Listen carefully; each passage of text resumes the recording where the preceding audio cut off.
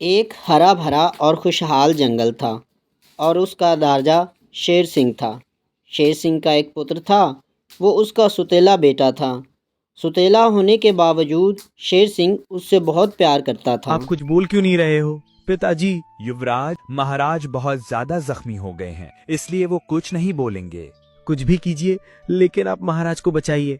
हाँ युवराज, इसका एक उपाय है। इसकी दवा आपको दूसरे देश में मिलेगी, जो हमारे जंगल के पड़ोसी देश का पड़ोसी है। उस जंगल में जाओ, वहाँ से दवा लेकर आओ, लेकिन वो दवा बहुत महंगी मिलेगी। कोई बात नहीं है, दवा कितनी ही महंगी हो, शीघ्र लेकर आओ। हम अपने पिताजी को जल्दी से जल्दी ठीक देखना चाहते हैं। लेकिन युवराज, अब हमारे राजकोष में इतना धन भी नहीं है कि हम उस दवा को बार बार खरीद सकें, और महाराज की भी तबीयत खराब है, और तब तक महाराज बीमार रहेंगे तब तक राजपाट को कौन संभालेगा? अगर राजपाट को नहीं संभाला गया तो जनता कर नहीं देगी और राजकोष खाली हो जाएगा। इसलिए पूरे राजपाट की जिम्मेदारी आपको लेनी होगी युवराज।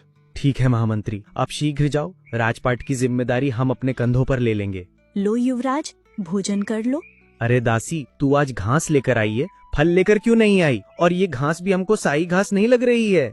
युवराज, आप जो फल और शाही घास खाते थे वो हमारे जंगलों में नहीं होती है, वो दूसरे जंगलों से आती है, और दूसरे जंगलों का बकाया पैसा होने के कारण उन्होंने हमको फल और शाही घास नहीं दी है।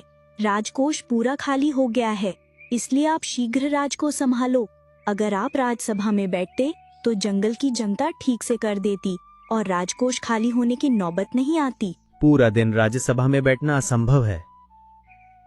पिताजी, अब आपकी तबीयत कैसी है? जख्मों में कुछ आराम है या नहीं? हाँ युवराज, अब थोड़ा अच्छा लग रहा है। महाराज, आपके लिए और दवाइयाँ लानी होगी, पर इसके लिए राजकोष में धन नहीं है। कोई बात नहीं है पिताजी, मैं कल से राज्यसभा में बैठूंगा और जिन्होंने भी कर नहीं चुकाया है उनसे बकाया कर लूंगा। राजकोष में भी थोड़ा धन आ जाएगा। अरे दासी, जल्दी से हमारे लिए कुछ खाने के लिए लेकर आओ, हमको राज्यसभा के लिए भी जाना है। महाराज, खाने के लिए कुछ भी नहीं है। जो दास और दासियां जंगल से फल लेकर आती थीं, वो काम छोड़कर चली गई हैं। लेकिन दासी वो काम को छोड़कर क्यों चली गई? वो इसलिए युवराज, क्योंकि राजकोष में इतना धन ही नहीं बचा कि हम उनका वेतन दे सकें, इसीलिए वो नौकरी को छोड़कर चले गए हैं। इसलिए आपको खाना स्वयं ही जंगल से लेकर आना होगा, अपने लिए भी और महाराज के लिए भी। फिर युवराज अपने लिए और महाराज के लिए जंगल से फल लेकर आता है। लो दासी, मैं जंगल से फल लेकर आ गया हूँ। एक काम करो, राजमहल में जितने भी कर्मचारी हैं सबको फल दे दो और महाराज को भी खिला देना, और तुम भी खा लेना। मैं सबके लिए फल लेकर आया हूँ।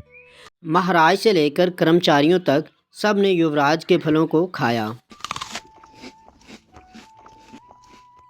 और फिर शाम हुई। दासी, कहाँ हो तुम? हमारे कक्ष में इतना अंधेरा क्यों है?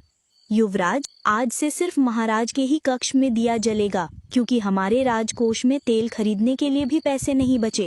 कोई बात नहीं है दासी, तुम जाओ।